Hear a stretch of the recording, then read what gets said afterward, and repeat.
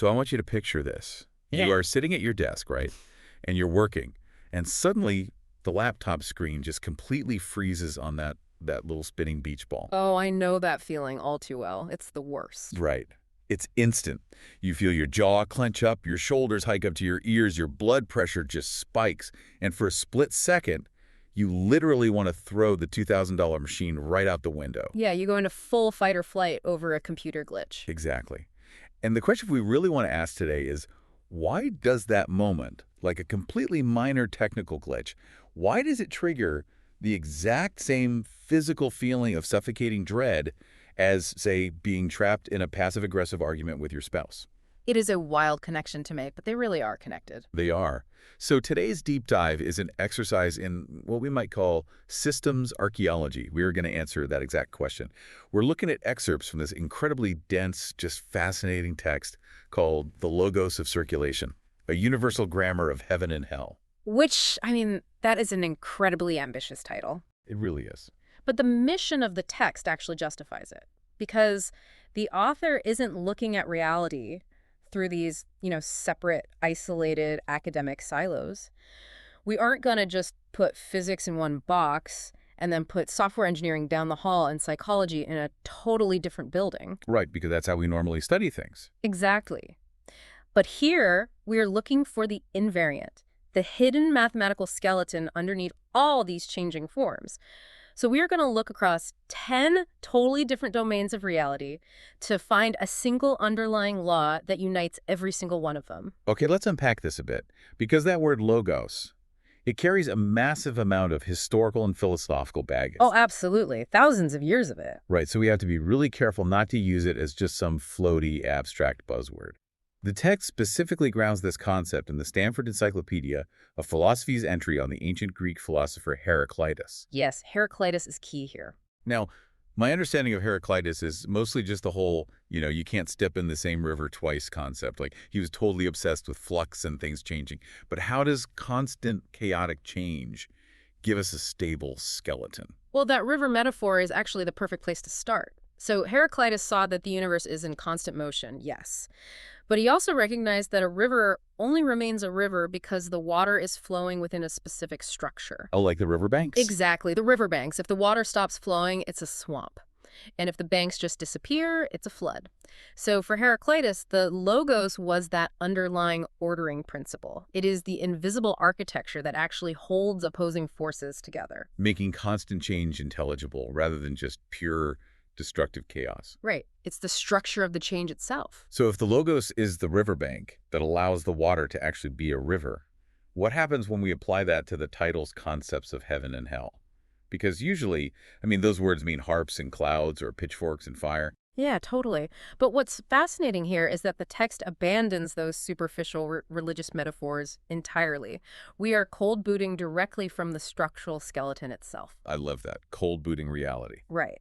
So the author posits a purely mathematical systems theory definition. Heaven is simply the logos unobstructed. Unobstructed, okay. Yeah. It is the state where relation becomes circulation. So energy, information, or intention moves through the system cleanly. Hell, on the other hand, is the logos obstructed, enclosed, pressurized, or frozen. It's the state where relation becomes pressure. Which brings us right back to you, the listener, sitting at your desk, fuming at a frozen laptop or, a toxic text message. You don't need a theology degree to know what hell feels like. Not at all. You feel it in your body. You do, because a toxic workplace is an obstructed system. A lagging application is an obstructed system. A grid-like highway is an obstructed system. So we are going to show you that a dysfunctional conversation and a freezing computer are literally the exact same structural phenomenon. Governed by the exact same physics of obstruction. Exactly.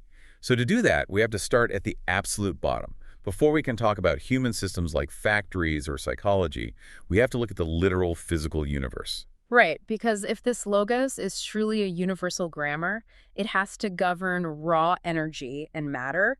It has to dictate how a photon moves or how heat behaves in a room.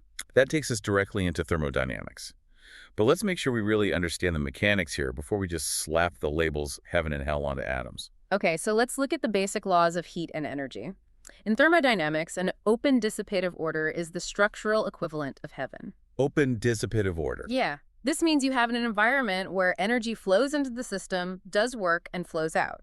And as it flows, it produces highly organized structure. Okay, so what's the opposite? The structural equivalent of hell is a closed or blocked system. When you introduce energy into a box where it cannot escape or transform cleanly, it begins to degrade. It turns into friction, bounces off the walls as ambient heat. The system becomes highly pressurized. And eventually it just dies, right? Yeah, eventually it reaches a state of total entropy, which is frozen exhaustion. That makes total intuitive sense. Like, if I turn on a space heater in a completely sealed, insulated closet, eventually everything in there just cooks and melts because the energy is trapped. Yes, exactly. And the text leans heavily on Ilya Prigoghine's Nobel Prize-winning work in chemistry to explain the alternative. Because before Prigogine, classical physics generally assumed that if you pushed a system far from equilibrium, like if you pumped massive amounts of energy into it, it would just result in chaos and breakdown. Like blowing out a speaker by turning the volume up too high? Precisely the classical assumption. But Prigogine proved something miraculous. Under the right open conditions, systems that are pushed far from equilibrium don't actually collapse into chaos. They structure themselves through the flow of energy. Oh, wow. He called these dissipative structures. Think of a hurricane. A hurricane is a massive, highly organized machine.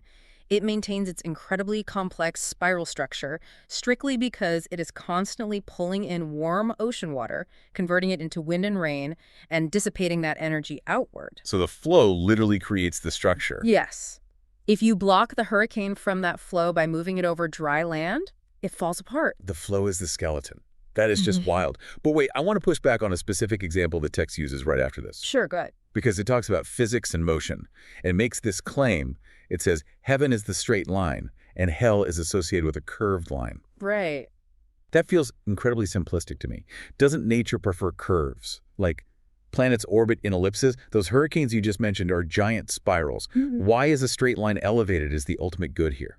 It's a vital distinction, and one that really requires us to define what we mean by a curve. The text isn't declaring geometry itself to be moral or immoral. Okay, so what's the straight line about? Heaven is the straight line, because a straight line is the definition of a sufficient path. It means that an intention, whether it's a photon of light or a person walking across a room, proceeds to its destination without needing retroactive repair. Retroactive repair. The curvature the text calls hellish is specifically curvature imposed by obstruction. Ah. Okay, so it's not about the natural curve of a river valley. It's about like a highway that has to make a dozen agonizing, brake-slamming, hairpin turns because someone dropped giant concrete boulders in the middle of the road. Exactly the distinction. When a curve is forced upon a system by an obstacle, it introduces drag. It introduces delay, impedance, the risk of collision, and detour. You have to work harder to get to the same place. Right. The system has to burn excess energy just to accomplish the exact same goal. The straight line represents an environment where you don't have to fight the environment itself to move through it. I can actually visualize that, which naturally sets up one of the most brilliant, striking comparisons in this entire physics section, the structural difference between fire and light. Oh, this is a great part. The author says fire is collision, consumption, and trapped motion. But light is emission, revelation, and motion released. I mean, we constantly use fire and light interchangeably in metaphors, but physically they're complete opposites here. Right. Just look at the mechanics of what fire actually is. Why does something burn? Structurally, burning happens when energy is introduced into a substrate like a piece of wood and meets intense atomic resistance. The energy is stuck. Yes, the molecules are vibrating violently, smashing into each other because they are trapped. Fire is the visual and thermal evidence of motion trying to tear its way through an obstruction. It has to consume and destroy its environment just to exist. But a photon of light. I mean, light is what happens when that energy finally breaks free. Heaven radiates because the energy has a clean, straight path. Exactly. It doesn't consume the room when you turn on a flashlight. It reveals the room. Trapped motion consumes. Released motion reveals. Which perfectly establishes the physical rules of the board. Energy either flows to create order, or it collides against an obstruction to create friction, heat, and destruction. Okay, so physics is one thing, right? Raw energy doesn't have a choice. It just obeys the laws of the universe. But what happens when human consciousness gets involved? That's where things get messy. Yeah, does this flow versus friction rule still apply when we are the ones manually designing the system? Let's take this on to the factory floor. It applies with terrifying accuracy. In lean production and manufacturing, the system designers are literally trying to construct the logos of circulation out of steel, conveyor belts, and human labor. So what does heaven look like in a factory? The heaven of a manufacturing system is a concept called one-piece flow. Let's break down how that actually works under the hood for someone who has, never been in a factory. Okay, imagine you are building bicycles. In an obstructed, inefficient factory, you might build 50 frames and pile them up in a corner. Then the next day, you build 50 wheels, pile them up. Which seems like a normal way to do things, right? It's called batching. Mm-hmm. And it creates massive inventory, which is essentially trapped capital. Parts just sit around waiting. But in one-piece flow, a single bicycle frame moves to station A, gets wheels, moves immediately to station B, gets handlebars, and rolls out the door. No waiting. None. The customer's demand translates into a finished product of value with absolutely minimum waste. The raw material never stops moving. It never stops. The hell of manufacturing is the exact opposite. It's bottlenecks. It's a pile of 1,000 half-finished bicycles sitting on the floor waiting for a single worker to attach the brakes. Oh, wow. Structurally, that bottleneck is the concrete boulder in the road we talked about earlier. Oh. It is energy and capital trapped in the system, turning into pressure. The text actually uses this incredible phrase. It says, the product must fight the factory before it can become finished. Just picture that. It's a powerful image. You aren't just expending energy to build the bicycle. You're expending energy to battle the terrible layout of your own assembly line.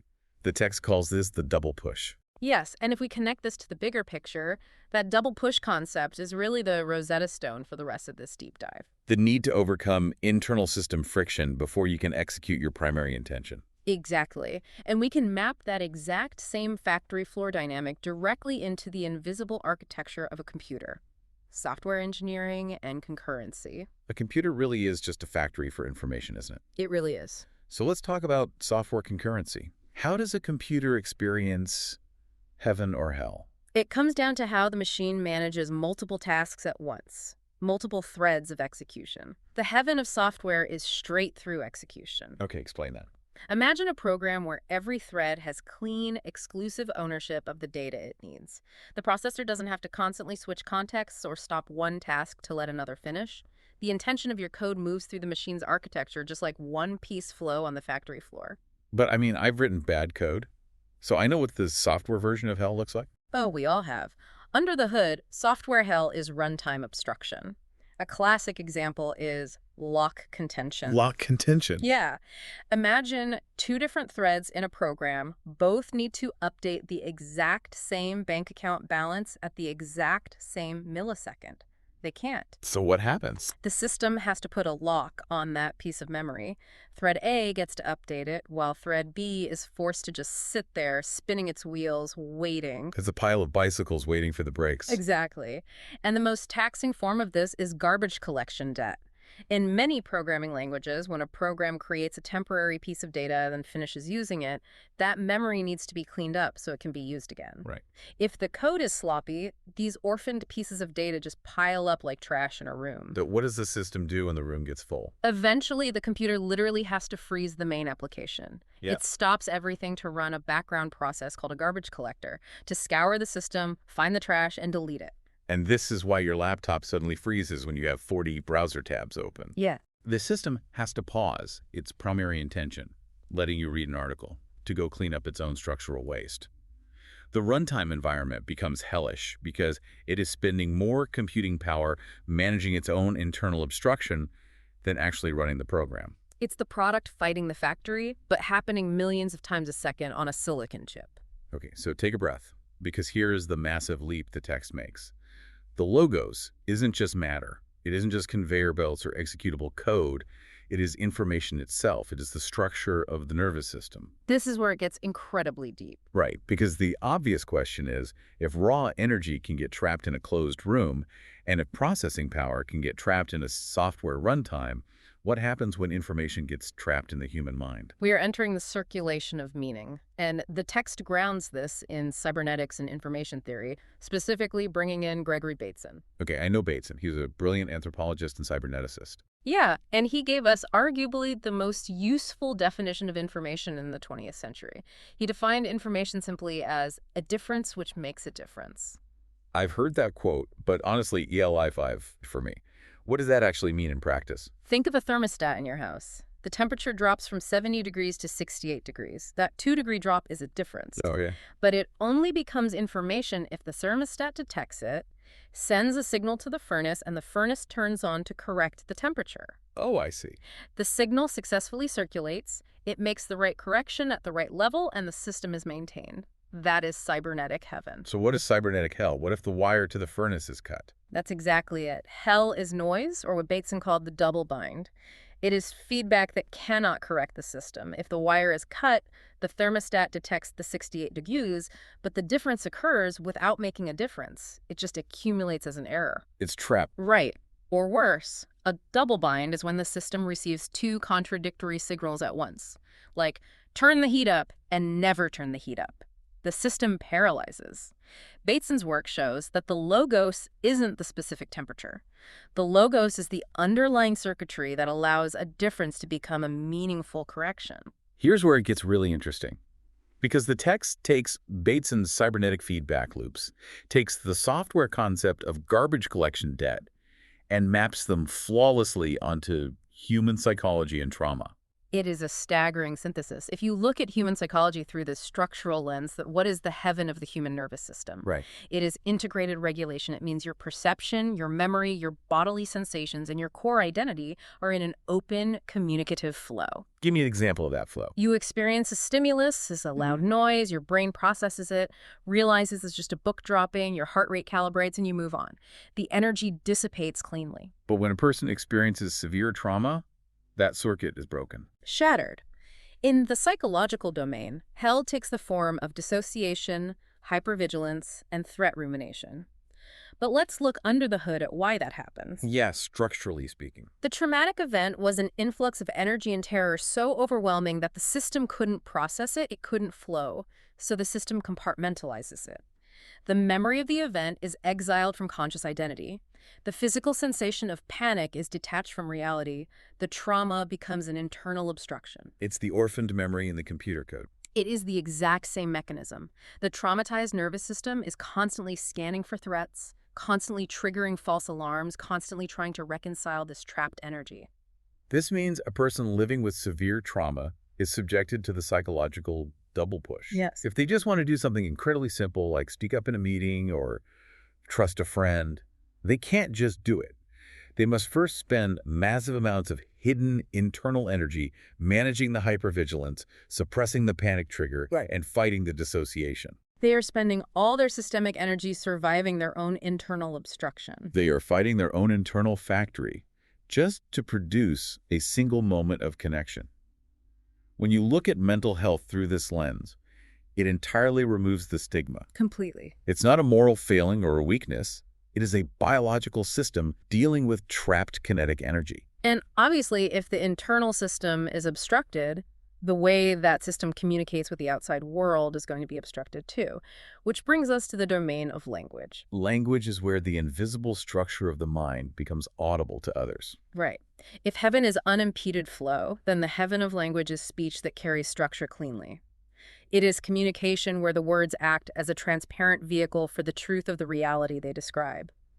The meaning circulates from the speaker's mind into the listener's mind without degradation. I think we're all suffocating in linguistic hell right now, though. I mean, look at the internet. Oh, it's everywhere. Linguistic hell is essentially semantic friction. It is jargon. It is the academic fog where someone uses 50 complex words when 5 simple ones would do. Right. It is euphemism. And the text points out the modern plague of AI theater, the generation of endless hollow text that sounds incredibly authoritative but contains zero actual structural insight. The text calls this cultural flesh. I love that imagery. It's so visceral. Hellish language is just padding covering up the skeleton. It's fat without bone. It slows down the transfer of meaning. And the text makes a really sharp point here. Logos is not just nice language. It isn't politeness. Oh, not at all. You can be incredibly polite while speaking in total linguistic hell, using euphemisms to dodge the truth. The logos is speech that brutally, beautifully reveals the lawful structure of what is actually happening. Think about a corporate PR statement after a major scandal. They'll say something like, "We are currently evaluating our strategic paradigm to optimize future synergies." Ugh. That is pressure and obstruction. It is designed to stop information from flowing.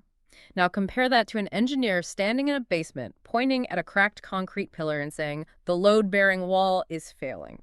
Eh. Yeah. The PR statement is hell. The engineer's statement is the logos. It allows the truth to circulate so a structural correction can occur. Okay, so we've covered physics, factories, computer memory, human trauma, and the words we use. Now, we are going to scale this law up to the ultimate expansions. We are moving into the interpersonal space, how we treat each other, how we judge right and wrong, and how we conceptualize the divine. Let's look at relational life. This is where the physics of obstruction gets deeply, uncomfortably personal for all of us. The overarching rule remains, heaven is relation increasing circulation. Hell is relation increasing pressure. Think about your own life, listening to this. You have friends where if you spend an hour with them, you walk away feeling incredibly energized, creative, and larger than you were before. But you also know people where a 10-minute interaction leaves you feeling exhausted, defensive, and physically small. Why? The text provides a kind of relational mathematics to explain this. In a heavenly relational dynamic, there is mutual recognition. When two people interact through the logos, the presence of the other person actually expands the available volume for you to exist. You don't have to monitor you every word. Right. The energy between you circulates freely. You don't have to guard your flanks. But relational hell is coercive. Let's just take a really mundane example. You get a text message from a friend that just says, fine, whatever. Okay. Oh, that is a perfect example of relational hell. Why does that text make your stomach drop? Because it's a trap. Yes. Because that person has ceased to be a space of expansion and has become a space of pressure. That passive-aggressive text is a demand. It forces you to expend massive amounts of your own internal energy trying to guess their hidden meaning, trying to manage their unexpressed anger, and trying to navigate the trap they just set. The relation reduces the available volume of your life. You are forced into a closed, pressurized container. Exactly. Which naturally forces us to ask about the rules that govern those relationships, ethics. And I want to push back on the text here for a second. Sure. Because when you use words like flow, open circulation, and expansion, it can sound a bit utopian. It sounds like a world where everyone just gets a free pass. If I wrong someone, does a heavenly moral system mean there are no consequences? Is it just open borders for bad behavior? It's a crucial question, and the text explicitly shuts down that utopian interpretation. A heavenly moral system absolutely has consequences. Okay. The structural difference lies entirely in how the system processes that consequence. In a heavenly ethical structure, consequence is metabolized. Metabolized. Walk me through that. When you eat food, your body breaks it down, extracts the nutrients, and turns it into energy for growth.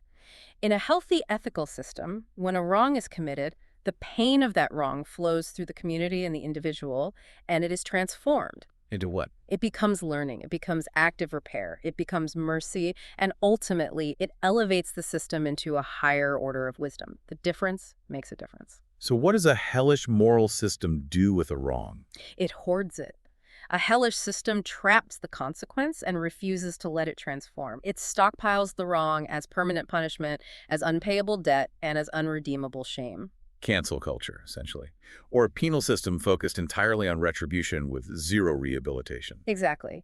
In that system, the wrongdoer's entire identity becomes frozen around their failure. There is no circulation back into the community. There is only the eternal static pressure of the unpaid debt.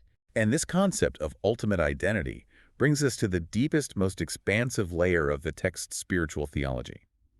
Up until now, we've been using the ancient Greek definition of the logos, this underlying impersonal ordering principle of the cosmos.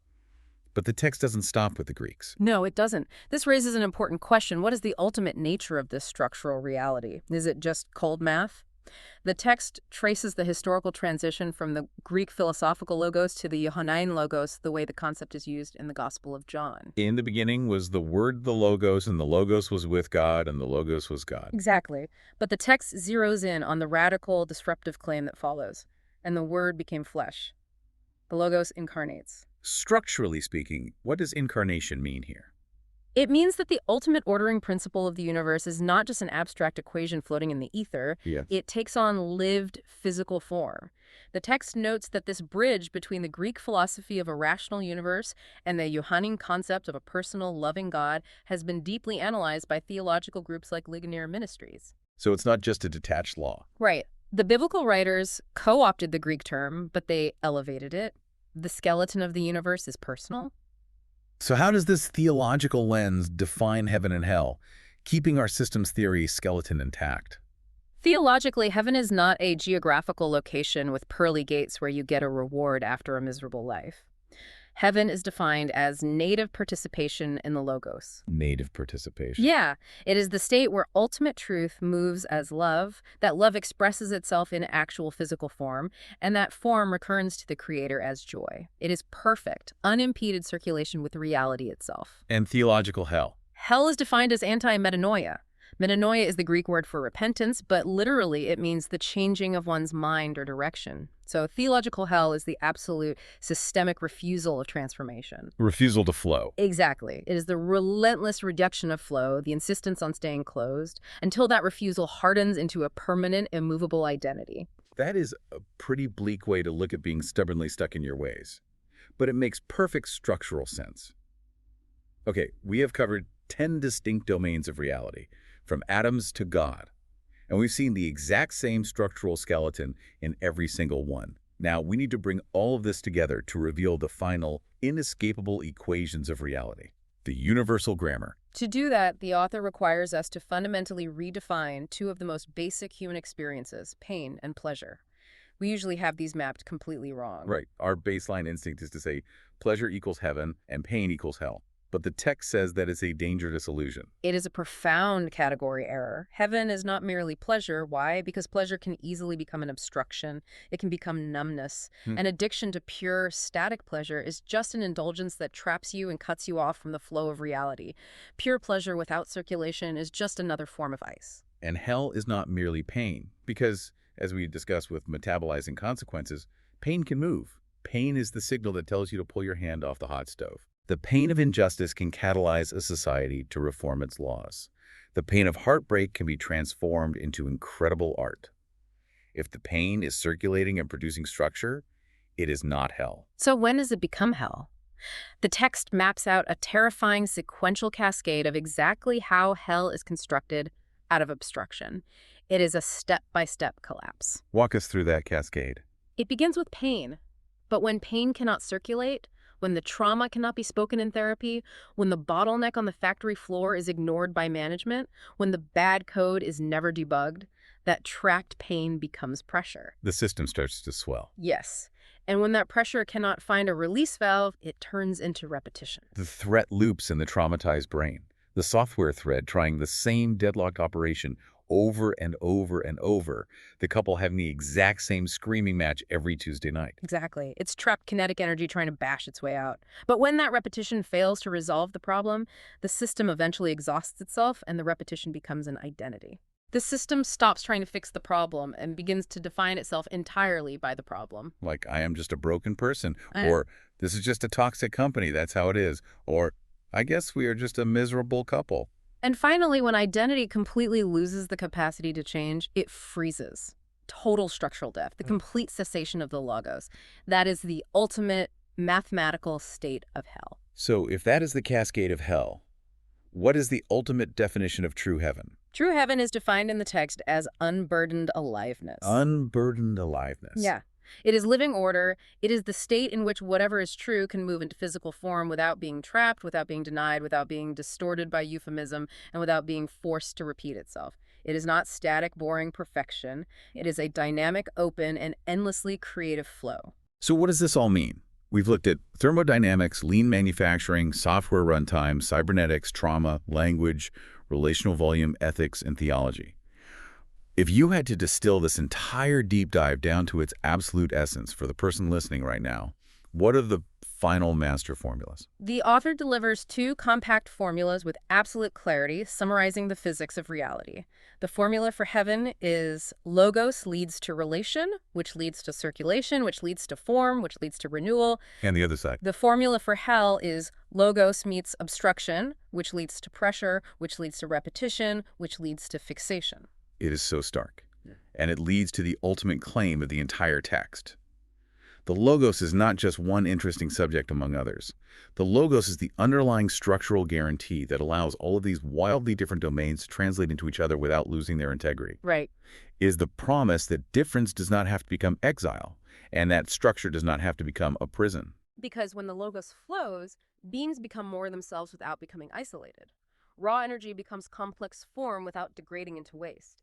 It is the universal grammar of a reality that fundamentally wants to live. We've covered a massive amount of ground today. We've dug deep into the bones of the universe, and if you've stayed with us through the physics of light, the execution of computer code, the healing of psychological trauma, and the expansion of human love, congratulations.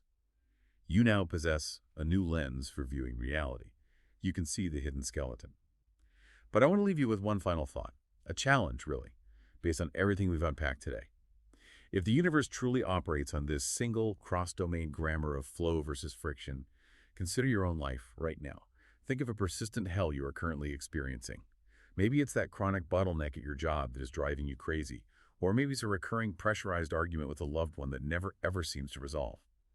Ask yourself, are you trying to solve a problem of pressure by simply applying more pressure? Are you just pushing harder against a closed door, trapping the energy further?